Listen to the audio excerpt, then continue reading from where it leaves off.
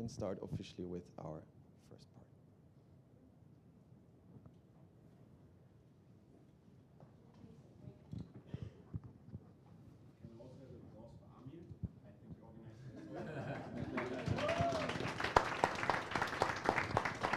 Thank you. Really nice of you. It's a team effort, as usual, but I appreciate it. Yeah? Okay, fantastic. Time that we get going. Welcome to everyone that joins us online. We are streaming on YouTube the whole panel discussion as part of the Career Day of Harbour.Space University. Happy to have you with us. The talk's topic for today is skills for success in the digital age. And we have 4 wonderful panelists that you can see named on the screen as well. And I know that we have very different fields represented today.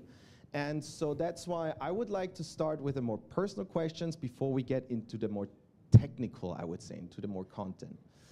For me, skills has always been something that progress. It's not the same 5 years ago, it wasn't the same 10 years ago, it was certainly not the same when we were 20 years old.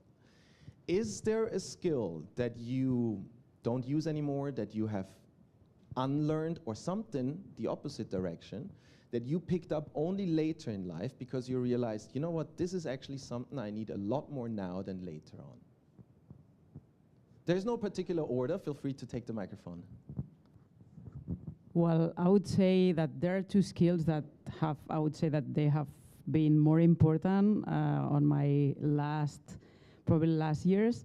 One is patience, and it's something that you don't, probably when you start in your career, you don't have it at all, and it's normal that you don't have it because you're younger and you're anxious and you need things to happen very fast.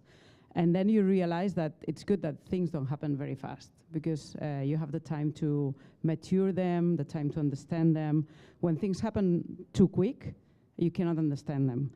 And this is not only for your skills, and this is also for understanding reality. We live in a world that goes very, very, very fast.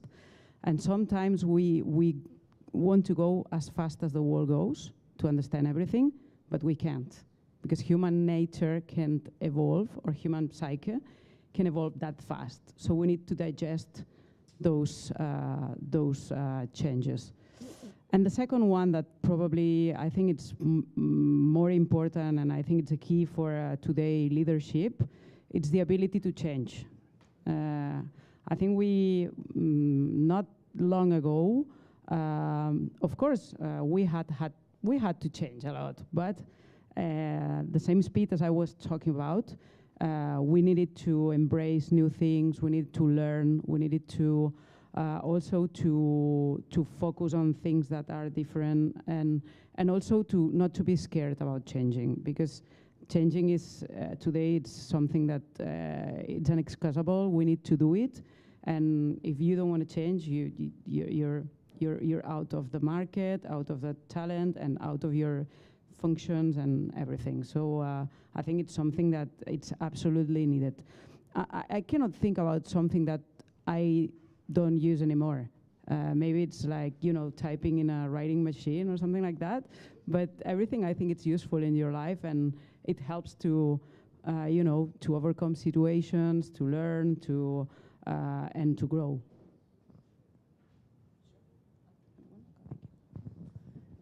I love what you said. This idea of change, I think, is really important. So I think for me, there's an entire concept of what got you here won't get you there, right? So you go to school, you have experience, and then you have to change. And so how do you change? From my perspective, it's all about self-leadership. If there's one skill that, for me, I learned later in life that I find very useful in all areas of life, is self-leadership. How are you going to get yourself to move to the next thing that you want to do, or actually get the thing done that you want to do? So self-leadership is really important, that I've realized in leadership especially. You have to know how to lead yourself first before you expect to lead others. And I think the second thing that I found quite useful is listening. listening as a skill is the baseline for all relationships that you build, and particularly in the leadership space. In relationships, because that's really what you're doing, you know, when you're leading others or leading yourself, is knowing how to listen to yourself and knowing how to listen to others. So those are the two skills I'd say are crucial as we're moving, you know, in life and growing in who we're becoming. Everything you just said really resonates a lot to me. And I think that just recently I realized that most of the things related to the work, it's never a race, it's just a marathon, right? So you always need to take your time and to let people also to understand, right? And I think that as a leader, your role is to ensure that journey should be as smooth as it's possible. So I think that giving the context of today with a lot of things happening and not positive one, right? So we also, all of us, we review our priorities. We have reviewed our priorities and we see that what is most important and what is less important. And being part of a big international corporation, you see that the journey will continue, the company will continue working, and there is no sense for you to push anyone and yourself to the limits every single day. So always give a space to people to inhale, you know, to take care of themselves, and then they will be as more proficient as it possible if they have this space. That is, I think, the first thing I learned. And the second one is that, again, being a recruiter for the most part of my career, I mean, we always been trained to do a lot of interpersonal on-site meetings, like we do today. But to be honest, for the past 5-6 years, I mean, I do everything online because I also have a remote responsibility and I'm looking after like a European and Latin American market. I cannot just physically, you know, like to be everywhere. So I think it's really important that, yes, self-management now becoming very important thing, but that is one of the skills you really need to pay a lot of attention to. So, thank you. Thank you. They're all great points. I totally resonate, especially with patience, especially in Spain. And all those ones are super. I would totally echo those. I guess from my personal experience in banking and finance, working in large corporations, and working also in a small organization, one of the skills that I've sort of learned over the years is to work with people, work in teams, trying to get the most out of people. So understanding their skills, what they bring to the table, and accepting that I can't be good at everything, right? So you have to understand your limits and know how to work with people in a way that you get the most out of their skills and their motivations in order to achieve what you want to achieve. Because otherwise, you hit a lot of brick walls and you antagonize a lot of people. So it's usually a good idea to try to achieve that. Secondly, sharing knowledge or being open with people, listening to them. I think listening is really important. And trying to be generous with your time with people that you think are important, matter, and are key assets to a company or an organization you're working in. What are the skills that I learned that's not on this list? Spreadsheets. They are an important part of my life in some way or another, both work and personal. I think it's important from a personal finance perspective to plan your life, plan your finances. This is not something they teach you in school, unfortunately. It's something you have to learn on your own. This is something I learned in business. I also learned it personally, the hard way, and I think it's something you all need to know how to manage, and you need spreadsheets for that. They're easy, very accessible. Okay. Let me follow up on something you just mentioned. I think it was your first point about accepting that I'm not good at everything. I'm not an expert in every field. And I think this goes for professional life as much as for student life, which is sometimes maybe at first a bit contradictory, whereas we try to teach skills, we try to push you more and learn more and diverse your portfolio, your skill set more and more and more and more. And all of a sudden it's like, but no, let's accept that I'm not good at everything. So how can we combine these two worlds? And then also, how do you express in a teamwork, in a team professionally, you know what, I'm not good at that. Can you maybe give your input? Or how do you deal with these moments of not knowing? I think you have to be humble. You have to try to be honest with yourself, and that's actually a difficult thing to to accept sometimes. But yeah. I'm just processing and thinking because I'm still applying, like all these questions to my actual work experience, because I think that is the advantage of me being here, is to bring some perspective of like a corporation, right? Like what is the mindset there, how the processes they look like. And I would say that if I understood correctly, the question is, in terms of what we are doing, right, in the businesses, both we did in PepsiCo and what we are doing in Ericsson, is that we are promoting like self-learning. So we are giving the tools, we are trying to increase the awareness, right? And our key goal is to make these tools accessible for everyone who wants. And of course, it's a big part of the people manager to speak to their team, right? To explain, to identify like a strength and the areas for development, and to guideline the person in the area. But of course, it is always an individual choice, right? To do it or not to do it. You can give the access, you can give the toolkit, and then the person should take responsibility. And I think it's very important in terms of your career, in terms of everything in your life, is ability to take responsibility. And when it comes to the learning, no one will give you the golden key, like which will open all the doors. You have to apply efforts, but good when you have an access, right? And you see the opportunities. You just need to put yourself together and go for it. Well, I like very much the question, because it brings to, well, the topics you guys brought are very interesting too, and I like the point of being humble, because I think it's key and crucial in today's world.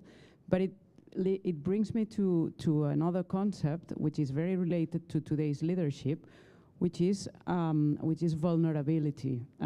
Today, showing that you're not capable of doing everything, or you don't know things. I think it's something that it's absolutely evaluated by teams, by clients, and by people that surround you, because I think that the knowledge of the world is so vast today that we are not superheroes and we cannot know everything. And having the humble spirit to say sometimes, hey, I don't know, or I'm going to check it tomorrow, or well, let me check it in Google sometimes, no? And do that and say, I don't know it. It's something that probably in the previous generations wasn't that accepted as it is today, because it's before it was, it was seen as a sign of being weak, and now it's not anymore. I think it's a sign of being yourself. I don't know it, and I just say it, and well, here I am. So we can check it. We have all the information. We have access to everything, so you don't have to have everything in your mind. And I think that's pretty much of a sign of accepting yourself in modern leadership, which is absolutely key to connect with the people you lead. Such great answers, everybody. And I think it's exactly that. I think as an executive coach, 9 out of 10 clients, the biggest issue is saying, I don't know, right? That I work on all the time with clients.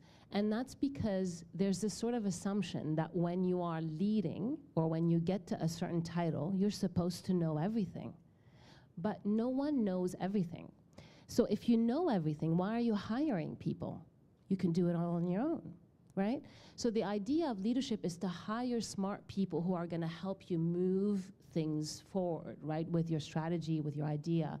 And so from my perspective, it really is about that vulnerability, that self-acceptance, that self-leadership that I was talking about. You know, this idea of how do you accept yourself enough to know that you can say, I don't know, because the reality is you won't know everything, and that's why you're hiring people. And I think one of the key things about saying I don't know is that you diffuse the problem right away and you keep things moving. But if you pretend like you know, you are expanding the problem. So you can't afford that in leadership. You can't afford that when you're leading a team or leading a business. You know, the idea is to move the business forward, and so whatever roadblock, try to move it out of the way. And one of the biggest roadblocks is this inability to say, I don't know.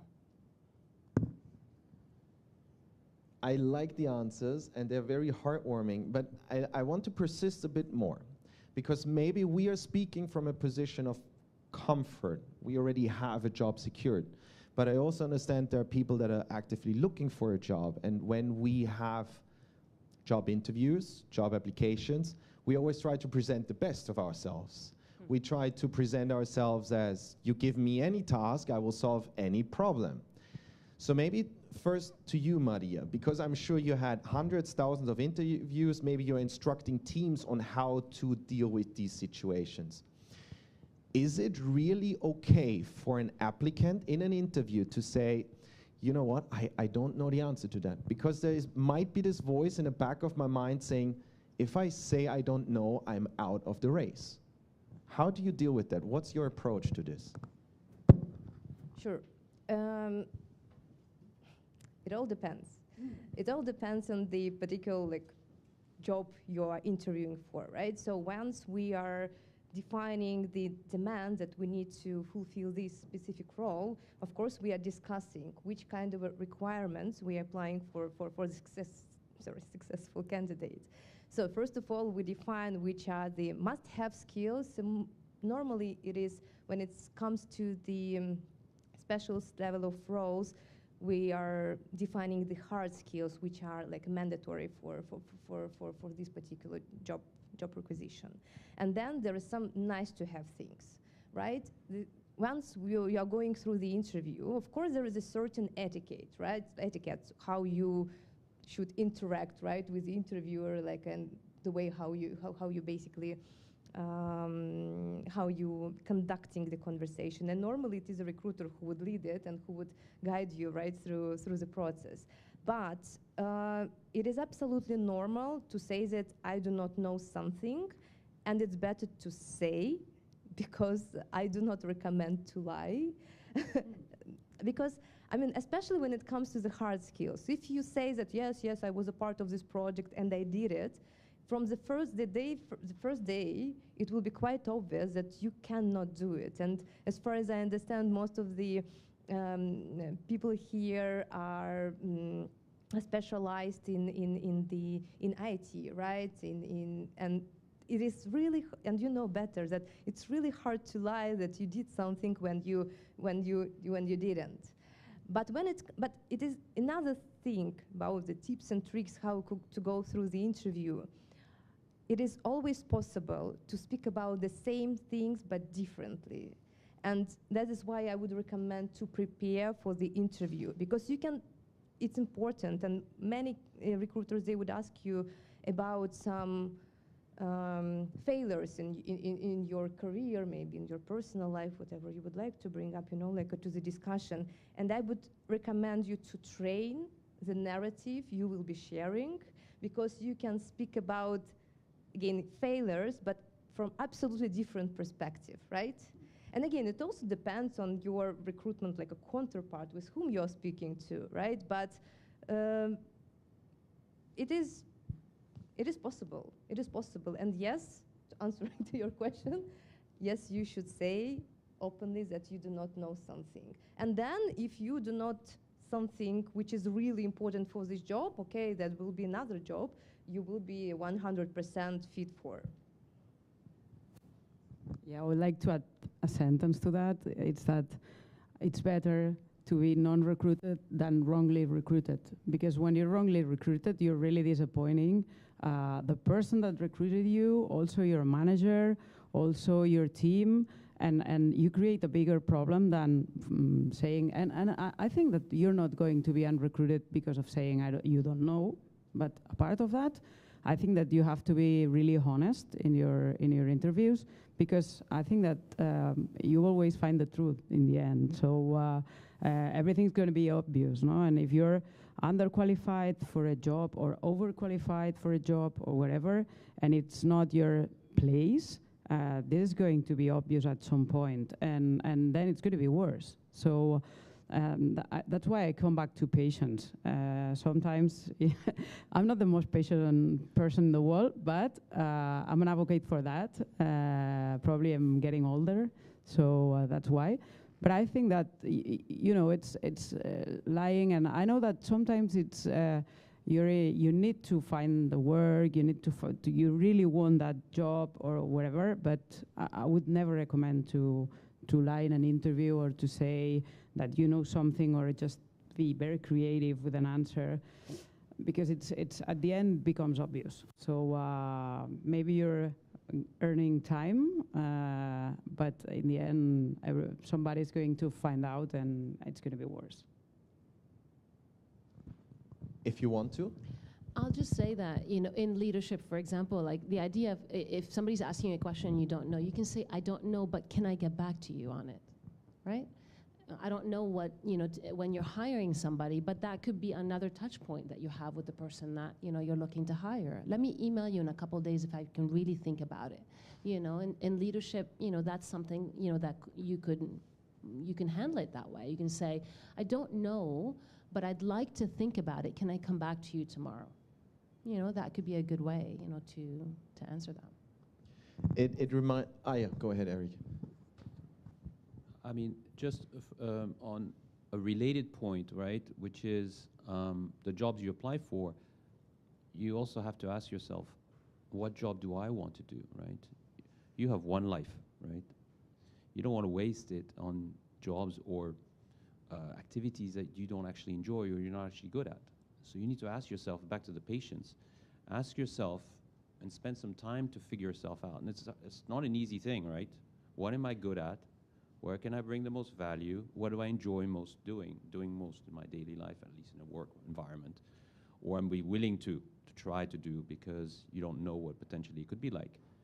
And these are difficult questions at your age. I know I didn't ask myself that question very long enough.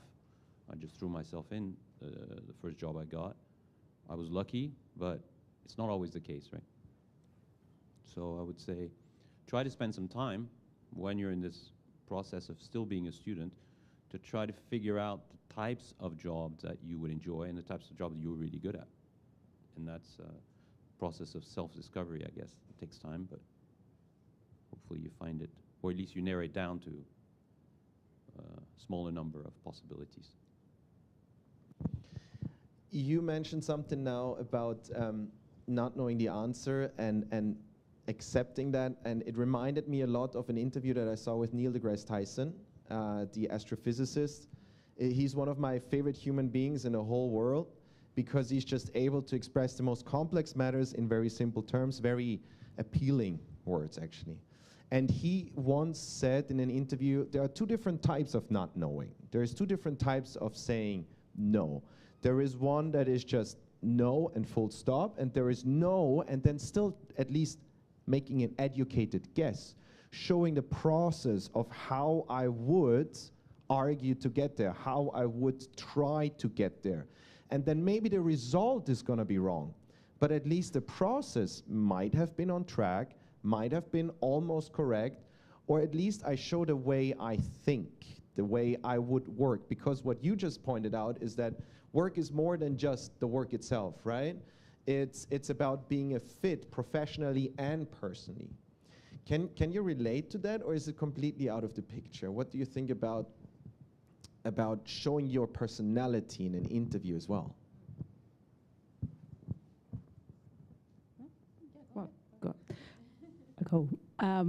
I think that, yeah, well, I think it's a good point. And also I'd like to build on that, saying that today's world is more about questions than answers.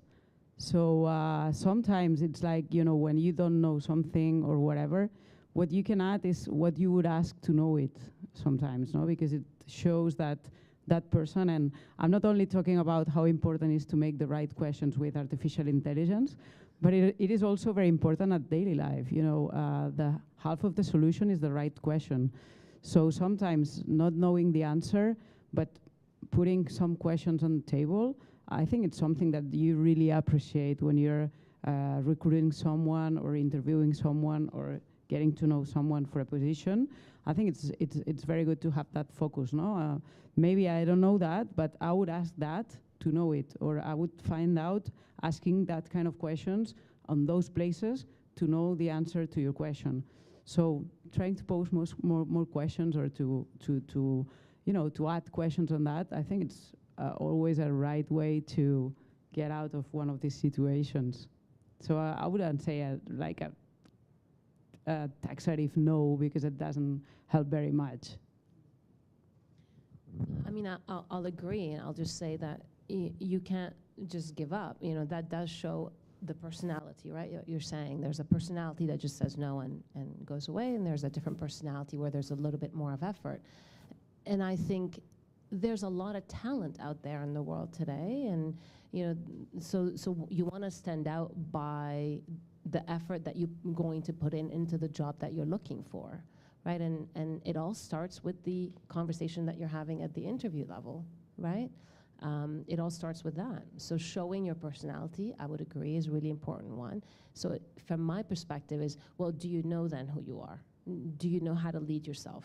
You know, those are the questions that you're asking. The self-discovery piece is the piece that no one can take away from you. That's where you stand out. And so if you skip over that and just go to the technical skills that you're learning, great, but you're basically putting yourself in the same pool as everybody else. The difference that you're gonna bring in your leadership, in an interview, into any job, is who you are. And so really spending that time to understand who you are will then, in a conversation like that, will come to you easily. You don't have to pretend. But it's the work and the self-leadership that you have, you know, over yourself that would give you that information. So you can handle it in any situation where you find yourself not really sure. So you'd lean on the clarity of who you are. I can add from my side. First of all, I recommend to always be yourself, whatever it is, interview or public speech or whatever. Second is, as recruiters, we do not assess personalities. We assess competences and skills. So I think it's really important. And of course, like when it comes to the assessment of your leadership competences or just your I don't know, like communication skills, it always goes together with your personality, right? So I think it's really important to highlight, right? Don't like be honest with yourself, be honest with whom you're talking to. I mean, to your point, Sam, about the questions, actually, it's my work, it's my bread and butter, is to ask questions, and to ask right questions until you get the answer. And again, I continue giving some recommendations and for interviews. I hope that it is useful. Is try to answer the question. I mean, I sometimes again, getting back to the question about the failure, right? Of course, you will see the personality, your personality, right, when you're speaking about your life experience, your professional experience. But always try to respond to the question. And when it comes to the interview process, normally we have quite limited timing of 30, 45 minutes. Again, depends. It depends on the company. And always you want to bring a lot more context, right, to the story behind and to what happened. Try to be straight to the point. When we are asking you about your failures or about your achievements, prepare, always prepare. Bring 3 examples from your life experience and be straight to the point. If like recruiter wants to know more details or it's really important to bring, you will be asked. you will be always asked, like in a good interview experience, I would say. Again, I'm representing like all recruitment, I guess, right? But I cannot like judge all our other colleagues from the recruitment industry. Yes, I think that is from my side. Eric, unless you want to add something, I guess we have to talk about it. Sam, you just mentioned it. It's the buzzword these days. For the past 12 months, everyone's talking about AI. And since our talk is about skills, about strengths, about jobs, we have all worked with it to some extent, I suppose, and everyone has a little bit of excitement, and everyone might have a little bit of fear as well. I don't want to make this another AI talk, but we have to touch a little bit on it. Let's not be dramatic. Let's not be the Mr. and Miss Apocalypse, like the world's going to end because of ChatGPT, and I don't think we have to be the next prophet of saying ChatGPT is going to solve everything. I guess the answer is somewhere in between. What do you think is going to be a crucial skill, 1, 2, 3, that you see as not just good to have, but like essential in the next few years, assuming that ChatGPT and generative AI is going to improve? Maybe not potentially, but it is going to improve. I guess I can start, maybe. But,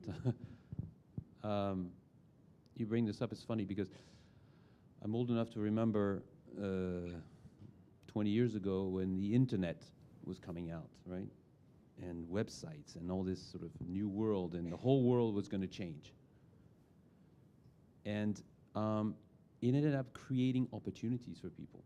You know, yes, it disrupted some industries, but actually enhanced and increased the opportunities. There was a bit of a crash. There was a bit of over-anticipation.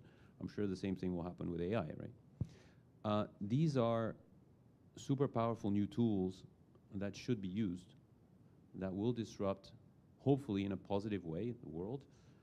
And you all owe it to yourself to know how to use them, and to use them in the space that you're operating in. In the case of finance, I'm sure it'll bring a lot of helpful new features that are taking a lot of time for us to do. It'll basically improve our efficiency in a lot of respects, right? And it'll do the same with all industries, just knowing how to use them responsibly and how to ask the right questions in your field. That's what I would say, right? So I wouldn't, I mean, we can't really stop progress, right? So embrace it and try to make the most out of it. You're all going to have an important role in shaping it in the future. Just use your best judgment in doing so. Be aware of the risks, of course, but. Yeah. Thank you. I would consider as the 3 top skills is adaptability, because we definitely will be going through quite intense path of changes, and we need to be able to adapt to like new realities. And that is, I think, what we've been constantly doing. No, I mean, like I also remember the time when you do not have an internet, right? You do not have a mobile device, and it's, I mean, we constantly have been going through this digitalization process. The second one will be learning agility, because apparently we will need to learn new skills and like how to work with ChatGPT. Maybe I will need to educate my grandma, you know, like to work with it or to deal with it. And the third one is resilience. I think resilience, again, also giving the context of today, the non-stop changing environment, and again, I'm going outside like the professional space, but like even macroeconomical, right, and so on and so forth. So it will definitely is a skill which we all need to have, and is becoming like a really high priority. I would be a little more philosophical. I think that I will say 2, probably, because 2 came to my mind, so that's why.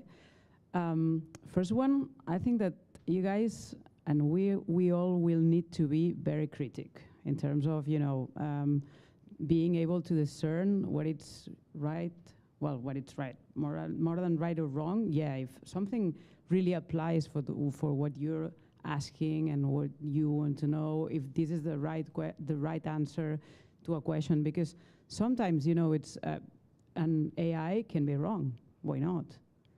Because it's just based on probabilities and based on algorithms, and it can be wrong. It can be wrong. And if something it's not, I would say, logical to your knowledge or whatever, it can be wrong. So being critic, which is something I think it's also, it was very important with social networks, and it's very important with social networks today. I think it's going to be crucial for IA. And second one, it's being ethic. I think that we are facing ethical challenges ahead of us, and I think it's going to be something very, very important to keep humanity as an ethic, I would say, focus on, innovations and what's coming with IA, with the generative processes, the kind of decisions that AI is going to take, and so on. And we need to have a whole humanistic and ethic approach to these new challenges and to what is coming. Because if we lose the ethic, we're going to lose humanity. So not in the sense of catastrophism, but I think in the sense of, losing what makes us human and makes us different. Generosity, kindness, and all that kind of concepts that I think are crucial for a good future of humanity. I love what you said, Sam. I think the ability to remember that we're human is really important. I think that in any technology storm that we've experienced in the last 20 years, we have to remember that these are tools. This is technology, that these are tools, and we are still the human that's using the tool. But I think what's happening with AI, it's becoming this sort of like, I no longer exist as a human, and then it's AI. And I think if we just remember, how do you want to use AI? What do you believe about AI? Asking yourself those questions are really important. But I do think that there's more positive than negative when it comes to AI. I think we have to use it. We have to use the tool. It'll be, a lot more efficient in a lot of different jobs. And I think the part that I am very sure of is that it's going to replace the people that are not using AI. So, doctors that are using AI are going to be better than the doctors that are not using AI. The coaches that are using AI are better than the coaches that are not using AI. Any agency. So it's really, really important. It has to be about adaptability as well. It's how are you going to adapt it? But really remembering that you're the human that's using the tool, and relying 100% on the tool is not necessary, right? Remembering that, for example, just on a personal note, I don't need to tell Alexa to turn my music on. I can just go and turn it on. Remembering that you can still do that is important. So those are the little nuances, as technology is taking over, in many ways. So that's what I would say about that. Use it. Be careful how you use it. Remember that you're human, as you're using it. Yeah. Let me continue on that, because you just mentioned doctors that are using it will probably be better than the ones that are not using it. So on a more personal note, I didn't use it for the first few months. I felt like, I can do this. I don't need it. I don't need it. As head of communications, I communicate with many of you almost on a daily basis. At some point, I figured, let's not be so judgmental. Let's give it a try. And I remember the first moment when I saw it coming back with 3 options where I'm like, damn, that's pretty good. It's pretty good. And then I sometimes have these moments of forgetting that I'm not talking to a human. I have these moments when I'm like, we are equal. We are the same. Because the only thing I'm looking at is the quality of the outcome. And I think if we're only looking at the quality of the outcome, we are shortcutting a lot that's happening before and after, right? Because, yes, I'm integrating it into my work process, and I would like to hear from you, how are you implementing it into your work process? And where is the skill in that? Because I realized my skill set shifted now a little bit. My skill set is not so much writing the words anymore, but it's the process before and after. Can you give a personal example of how you're using it?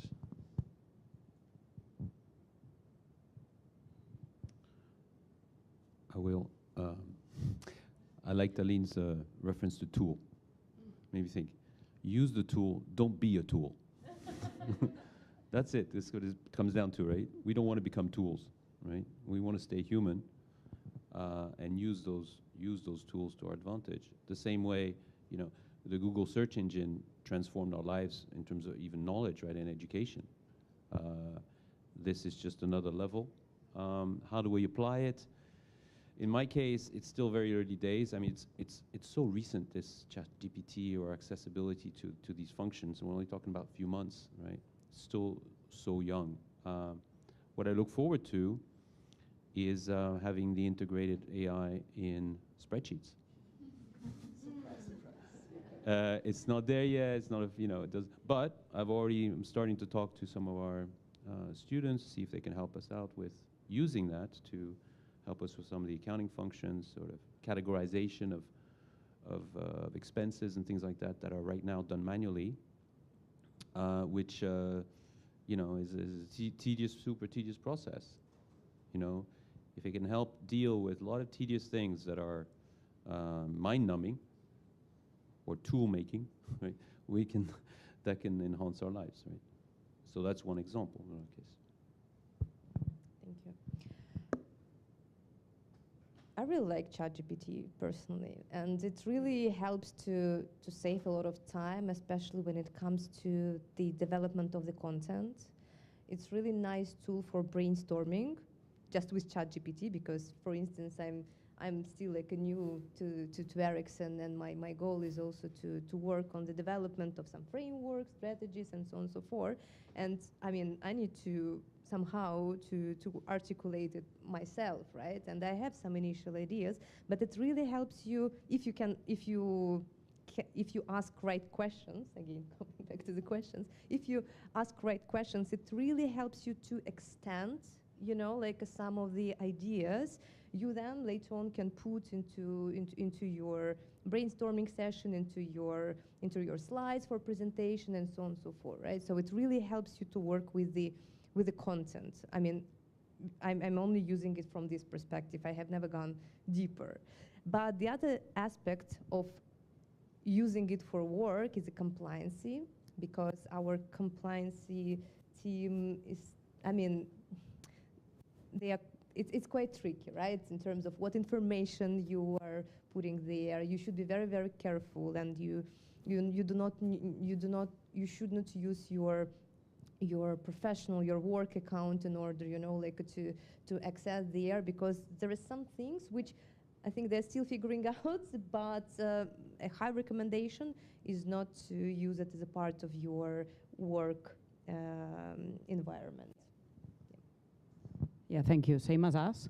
Well, think about an advertising agency. When you're using a lot of content and producing a lot of content, we're mostly using for sketching, for internal work and so on, because there are still a lot of concerns about rights, about intellectual property, and so on. And we have seen big trials against against ChatGPT from New York Times, and to use their background information to feed their algorithm and so on. So we don't have I would say, the certainty that we are not going to have legal problems if we use some AI-generated text or images. So we're still, I would say, very, prudent with the external production, text or images. More and more, we're seeing that some of the image providers are using generative AI to produce new images, as Getty Images, for instance, and they're changing their models into a paper query, which is, I think it's pretty interesting in terms of how to evolve a business, no? And we're seeing a lot of things happening about that in these days. I think it's going to disrupt a lot in production.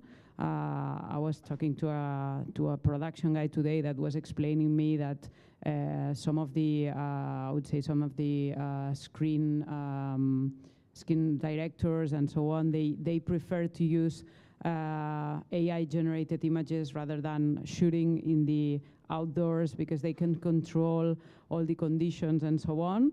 But we're still, we're still developing that. So we're not at that point of using openly those kind of images or those kind of environments because we have still concerns about how legal it is. So for me, the way that I use it is more on marketing my business, right? So that if I can spend more time doing my business, it's great for that. So I look for how do I use AI to optimize the way that I do my work, and where I spend a lot of time is on marketing myself. I work for myself, so I need a lot of time on marketing. And so marketing means content. So I might write something and I might put it into the ChatGPT and it will edit it. It'll make it shorter. It'll give me ideas. I can brainstorm with it. I can ask it a lot of questions. But how good it is depends on my question. So then it goes back to me. Am I thinking about it in a way, right? Am I asking the right questions? That's, I think, where you want to rely on the most, is really relying on yourself to ask the right questions. As a teacher, sometimes when you get submissions of certain things, you can figure it out right away whether somebody has put something into ChatGPT or not.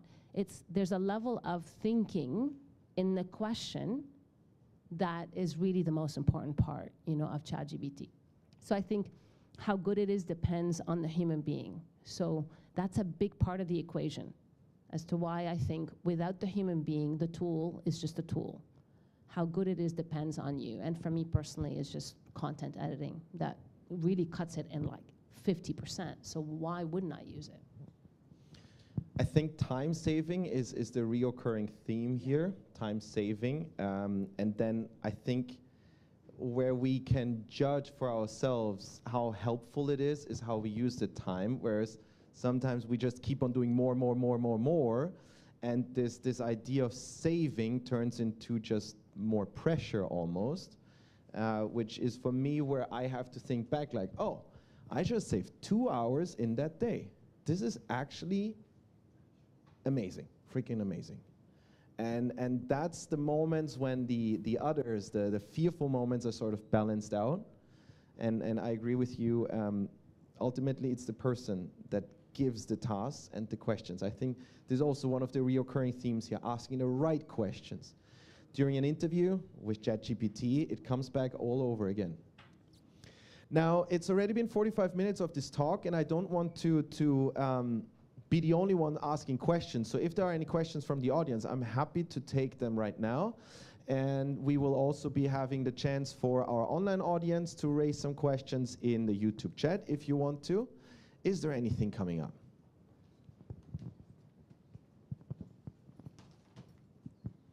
Hello, thank you for being here and giving this panel. I was wondering what is one skill that hasn't been mentioned or you think that isn't mentioned enough that people should develop more? Maybe in any of your fields, is this something that you feel isn't talked about enough, whether it's a soft or hard skill? Since I have the mic, I'll just say, I don't know that we didn't talk about, we didn't name it. It's curiosity, right? Curiosity is what helps you ask great questions. Curiosity of yourself, curiosity of others, and it comes from listening. So I think if we just name it, it's curiosity. We said ask better questions, think a little bit differently, but I think the skill of curiosity is one that we can all develop a lot more of. I wouldn't say a skill, but probably I would use a word, which is optimism. I think being optimistic, it's probably the biggest key of success today. We're, the world is full of like crap sometimes and full of bad things. So if you add pessimism and add a bad way of saying things and so on to a team or to an organization, you're not giving, I would say, anything positive. So we have enough of like bad thinking and pessimism. We need optimistic people. It doesn't mean not being realistic, because sometimes you need to face things that are not nice. But I think that if you face them with positivity and optimism, I think the key of success is really, you know, it's easier to get out of any situation if you're optimistic. I like both. I think it's great. Yeah, positive thinking and positive attitude is definitely makes life a lot better and easier, work specifically. Again, I also am not sure whether it is like a skill, but I think it's always really important to remember that there is a life outside work. And I think that it's like a big priority, because I think especially at the start of your career, you know, like you tend to sacrifice a lot of your, like, I don't know, like a personal life and personal space in order to achieve. But I think it's really important to remember that you are the only one, you know, like, and it's only one life you have. So, and it's really important to remember about your life, your personal interest, and don't, you know, like, sacrifice your time. I would just expand on some of these thoughts. I would say, generally, I will paraphrase Cameron in saying this, but don't be a dick. I mean, treat people with respect. I mean, these are obvious things, right? Normally, your parents are supposed to teach you this, right? But sometimes they don't, or you don't remember it. But human, you know, be kind to people. Be generous. And the more generous and kind and loving you are, it'll come back to you tenfold, right? And what is the meaning of love? It's just giving without expecting anything in return, right? That's generosity, and it's love, right? They say you're not doing something because you expect something in return. Just be generous. Obviously, you can't answer every need or demand that comes out in your way, but in the course of your life, just keep these thoughts in your mind every day, and it'll help you along quite a lot, I think. So that's an important skill in my view.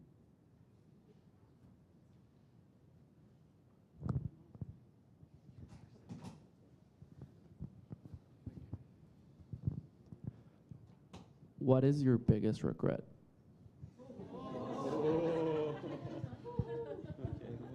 Do you have a wish? Maybe after drinks, no?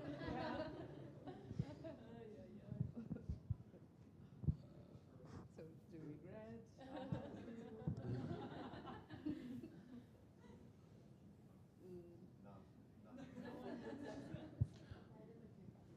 I don't know. I don't know. Regrets. I don't like to regret things personally. I think every thing you do, even if it's a mistake, it's still an experience you have, right? Maybe regrets would be things like not trying things out when I had the opportunity to, you know. But I've seen and tried so many things. It's just, I don't know. I can't look back and say, I regret this, even mistakes, because you learn from your mistakes. I can't regret some mistakes. I don't know. Maybe something will come up a bit later. Exactly, I think the same. I do not like to title any experience as a regret. I think that there is always a lesson to learn, and I think that the best thing you can do for yourself, and not to think about some missing opportunities and not to regret about something, but look forward and think about the future rather than about some past failures. Just learn to lesson and try to avoid it next time. Well, I was going to say that I never married, so I can't regret. So no, I'm joking. No, I would say that probably if I have to say something, I never lived abroad.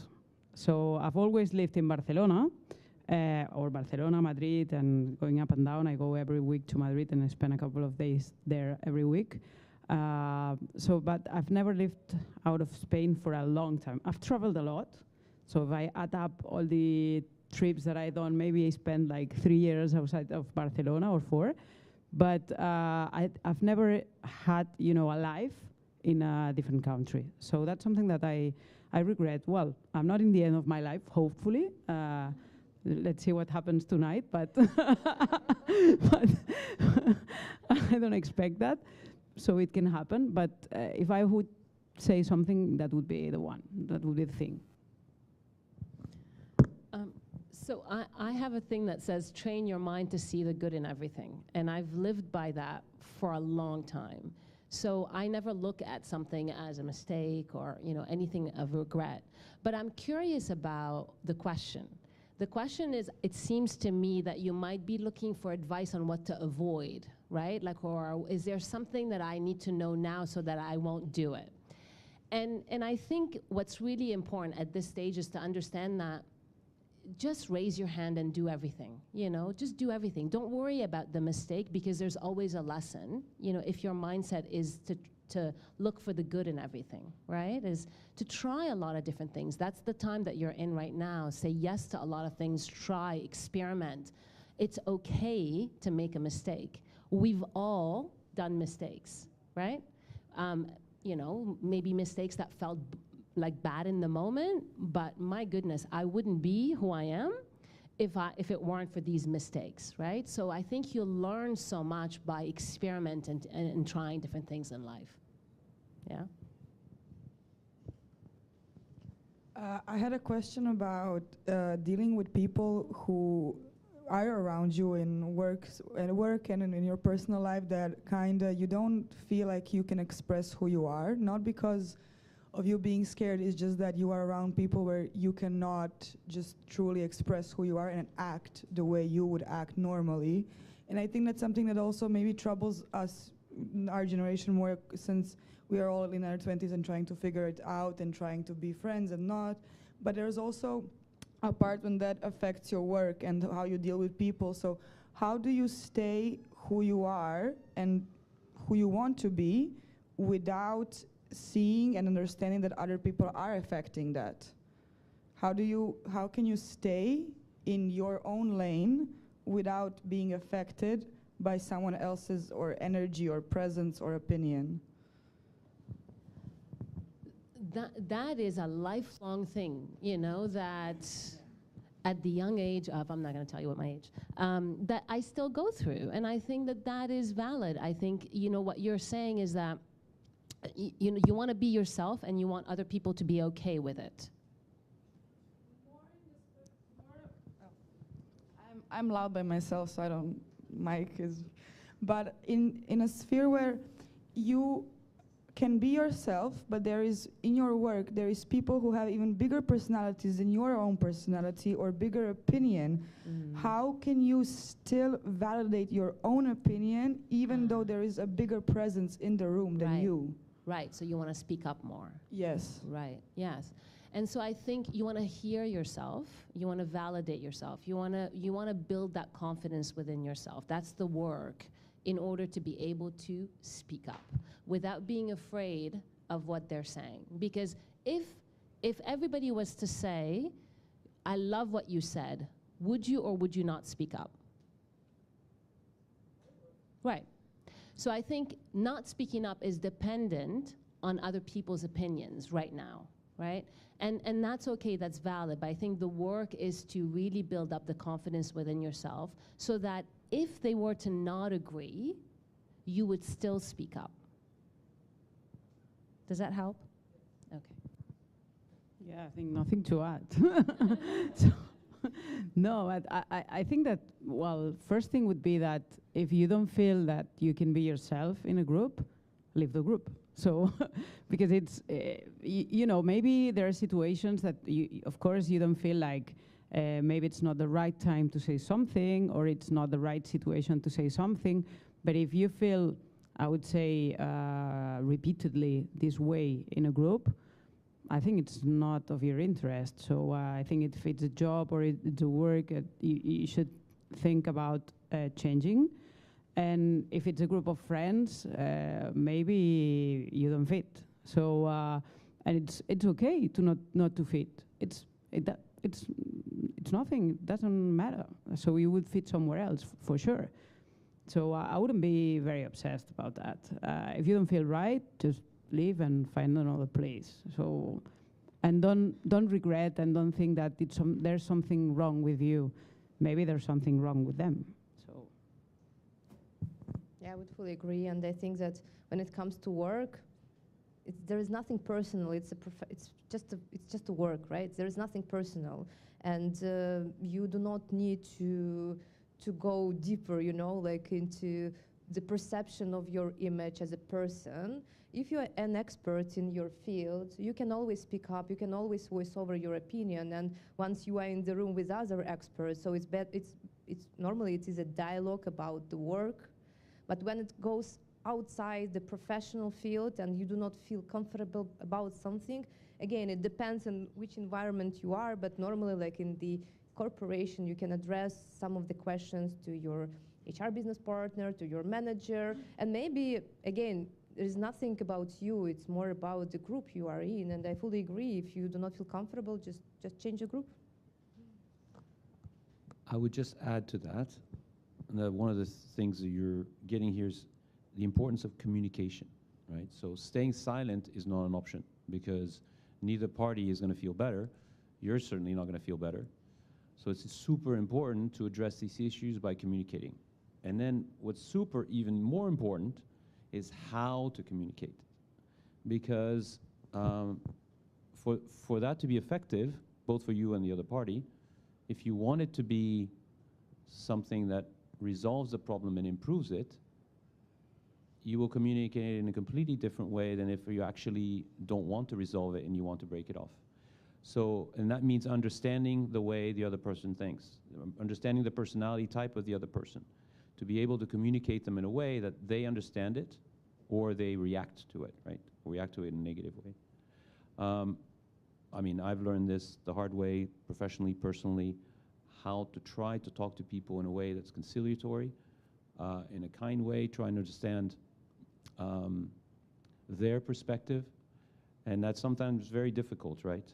Because you're angry or you're resentful towards that person, and you want to resolve this issue. You can't just leave it hanging. You have to resolve it, and communication is the only way. And there you will get your answer, right? I think. Hope that helps. Hi, I'm Red. So thank you so much for your presence. I'm learning a lot from your answers. I guess my question is, going back to earlier, you said it was very important for you to try things out and figure out what you want to do, and also learn your own personal narrative. And I think this is essentially kind of like branding yourself. So branding in the sense that you can sell yourself better, maybe in interviews or when you're looking for an opportunity, but also branding yourself better so that you yourself are aligned with whatever goal that you want to go for. So I just wanted to ask, like, what are exercises, or like what is like a template or something to look into, so when we do the exercise of figuring out our own personal narrative that we will be sharing, how can we do that? I mean, on that point, I would just try to say, align your image with your true self as much as possible. Be real, because otherwise if you project an image which is in contradiction with who you really are, it will create situations that you're not going to be comfortable with or you're not going to enjoy, right? And if it is aligned, then the chances are you're more likely to find your place. Yeah, I would fully agree. I would not recommend to try to impress someone, especially when it comes to the interview process. Just be yourself. You know, go through there is a lot of templates you can find in ChatGPT or in Google about the interview process, about the storytelling. Just try to speak about yourself, you know, like based on try to answer those questions about like who you are, what you are doing, what are your achievements, what is your story. And I'm pretty sure that you will find an audience and people will appreciate you just the way you are, and you do not need to try to, you know, like to impress again, or to over-impress anyone. Well, the more authentic you are, the better you're going to be. So I think it's as simple as that. The same. I mean, I come from a PR world, right, where in PR you project a a certain image, but sometimes the brand of the business or the brand of the person is not necessarily the same. So you want to bridge the gap as much as possible between who you are. So then that leaves us with, who are you, right? Like really trying to figure out who you are is the most important part out of any branding, strategy that you're going to do about yourself, about selling yourself, about, if you become the face of your business, whatever it is. So asking yourself a lot of the questions, like in my course, I ask students, like, what's the problem that you want to solve? Or what change do you want to see in the world? Or what are your values? What are the things that are non-negotiable? Like really asking yourselves those powerful questions are very important part of getting clear on who you are. So then when you are in any situation, whether an interview, a conversation, you're trying to get funding, anything of that sort, you're speaking from a place of authenticity. I like that we have so many questions, and I know that there is a few more. Believe it or not, but it's already been more than an hour. And I genuinely enjoyed our conversation, our talk. It felt more like a sit-down chat with a glass of whiskey would be nice, right? Or kava, which will be waiting for you downstairs. But what I'm trying to say is you have more time to talk to each one of our panelists. Some of them need to go maybe in half an hour, others only at 8 o'clock. So there is plenty more space and time to do that. Thank you so much for this lovely chat. Give them a warm welcome.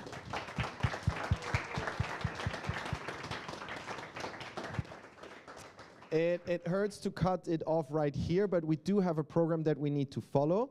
So I'm going to ask our panelists to take a seat in our audience again, and then we will continue with the next part of our career day, which means that we are going to say a goodbye to our online crowd. Thank you so much for joining us today via YouTube. And follow us on Instagram, LinkedIn to stay up to date with ongoing events. We have many more to come. Goodbye. Now, for everyone that is here today, we want to continue with the next part, which is our mentorship program, which I think ties in nicely to